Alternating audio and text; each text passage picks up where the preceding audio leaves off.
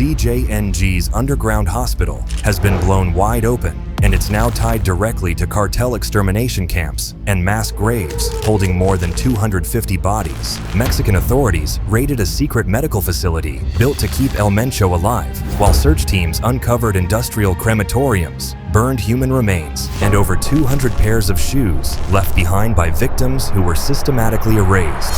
We hope they will now work as they should, because the day we found these 3 crematories, we could tell how poorly the authorities did their job.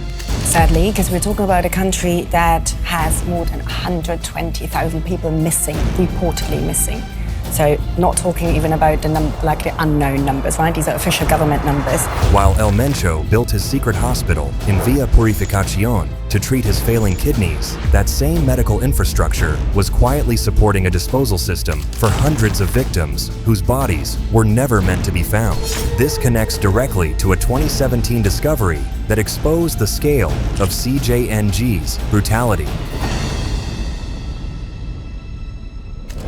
Back in March 2017, a group of desperate mothers did something Mexican authorities refused to do for years. They grabbed shovels and started digging. These weren't trained forensic investigators or federal agents. They were grieving women who had spent months, some even years, searching for their disappeared children, while officials offered nothing but excuses and empty promises. It's not credible that local authorities didn't know about this. There were a series of police operations around it. It was something that was frankly known about, so we need to find out very precisely what happened.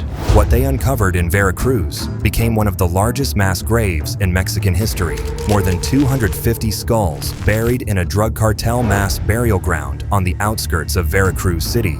Families there holding up photos, trying to identify missing family members, hoping they will not get the worst news possible that maybe one of their loved ones was among those found inside this mass grave. That site, known as Colinas de Santa Fe, turned out to be just the surface of something far more sinister. The graves contained victims killed over years, people who vanished without a trace, while local and state governments turned a blind eye.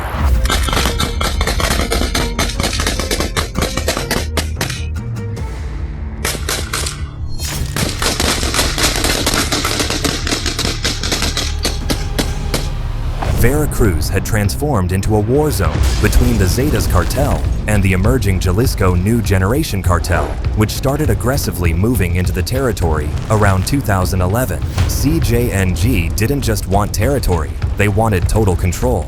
¡Sobre esa puerta! ¡Esa puerta!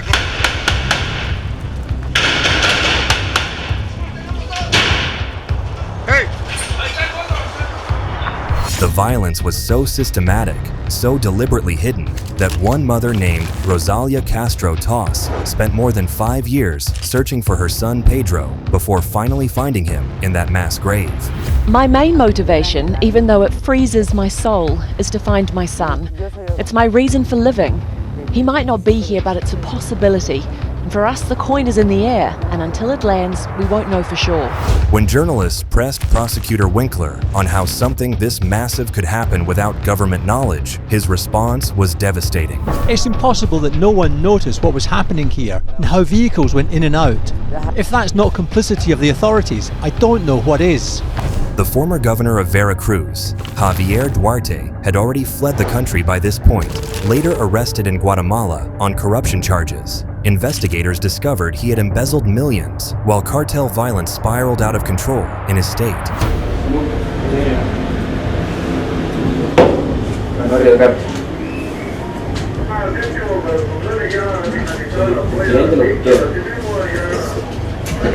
But what nobody realized in 2017 was that this wasn't just about territory disputes or cartel rivalries. CJNG was building something far more organized, far more calculated, a complete infrastructure that would turn mass murder into an industrial operation.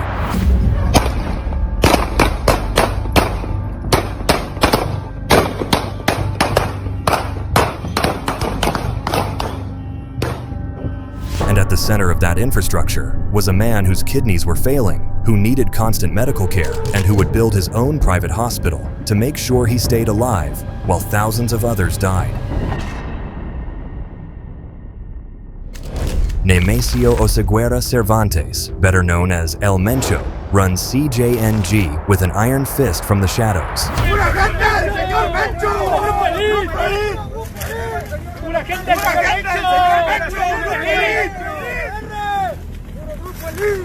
The U.S. Drug Enforcement Administration has a $10 million reward for information leading to his capture, the same bounty they placed on El Chapo before his arrest. But unlike El Chapo, who loved the spotlight and gave interviews to actors and journalists, El Mencho operates completely in the shadows. The last confirmed photograph of him is from years ago, and he's managed to evade capture despite massive manhunts across Mexico.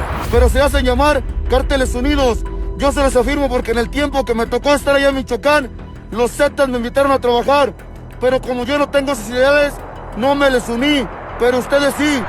What intelligence reports revealed is that El Mencho suffers from chronic kidney disease, a condition that requires regular medical treatment, dialysis, and potentially a kidney transplant. So El Mencho did what billionaire drug lords do. He built his own hospital in Villa Purificación, Jalisco. Intelligence reports indicate that El Mencho constructed a private medical facility equipped with dialysis machines, surgical equipment, and a full medical staff. We have no knowledge of anything new other than what is known, that he has some kidney deficiency. But there are no new findings indicating that he is in serious condition or not. There is nothing about that. We have nothing of the sort. The facility wasn't just for El Mencho. Intelligence reports suggest it also treated wounded cartel members after confrontations with rival groups or security forces. Doctors were either paid enormous sums or forced to work there under threat of death to their families. But what made this hospital particularly sinister was how it connected to CJNG's larger operation of forced recruitment, systematic killing, and body disposal.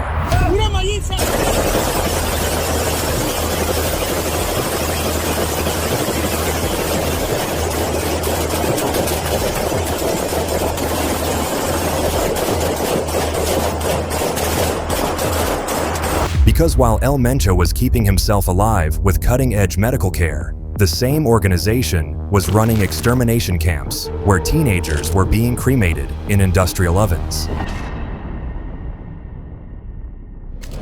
Fast forward to March 2025. Once again, it wasn't federal authorities who made the discovery, it was the mothers. A group of women known as Las Rastreadoras, the trackers, had been searching for their missing children for years. They follow tips, dig in suspected areas, and refuse to stop until they find answers. The discovery has raised questions over failures of police to uncover evidence at the same location. The site is most likely linked to Mexico's violent drug gangs. On March 13, 2025, they arrived at a ranch in Izaguirre, Jalisco, right in the heart of CJNG territory. What they found was beyond anyone's worst nightmare. 3 large crematoriums, industrial-sized cremation chambers designed to burn human bodies at extremely high temperatures. We started digging and we saw the ground giving way. That's when we kept digging and small bone fragments began to appear. So we focused on those areas and that's where we found the ovens. Around the crematoriums, investigators found more than 200 pairs of shoes, each pair representing someone who walked onto that ranch and never walked off. And written testimonies from survivors who managed to escape revealed what this place really was, a forced recruitment center where CJNG brought young men, mostly teenagers, and men in their 20s, and gave them a choice that wasn't really a choice at all: join the cartel or die. Those who refused to cooperate, who tried to escape, or who were deemed too weak to be useful were executed and their bodies cremated on site. Pinche 20, a ver si muy verga, te topas con nosotros. Ahí tengo desamarrados los perros, culero.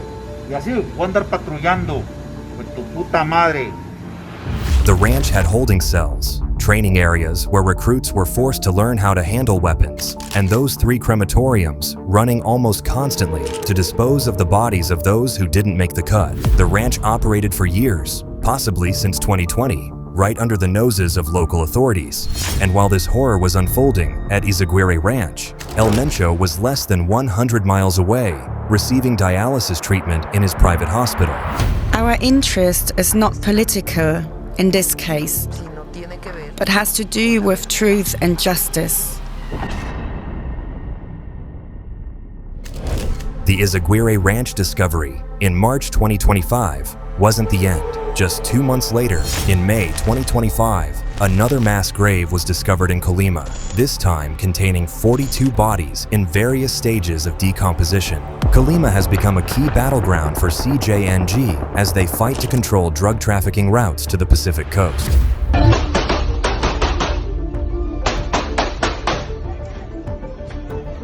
And wherever CJNG fights for territory, bodies pile up. Forensic teams working the Colima site said many of the victims showed signs of torture before death. Mexico's National Search Commission reports that more than 125,000 people have disappeared in Mexico since 2006, with numbers accelerating dramatically in recent years. And CJNG is responsible for a significant portion of those disappearances.